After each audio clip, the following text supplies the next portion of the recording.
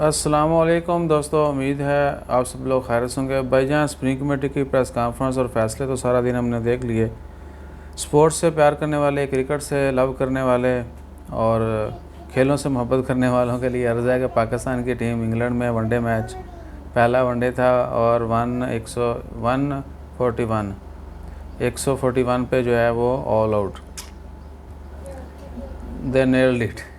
यानी England euro cup में भी जो है ना टॉप पे जा रहा है और इधर भी उन्होंने गेम शुरू कर दी है। 141 पे पाकिस्तान की पूरी टीम ऑल आउट हो गई। अच्छा जी, फ़खर जमान ने सबसे ज़्यादा बनाए 47, 67 बल्ला थे। ठीक, उसके बाद 30 रन बनाए शादाब खान ने, बाकी 13 बनाए थे मोहम्मद रिजवान ने, इसके अलावा 12 बनाए शाहीन शाह अफरीदी ने और बाकी डबल फिगर में कोई दाखिल नहीं हुआ। यह सूरत हाल है।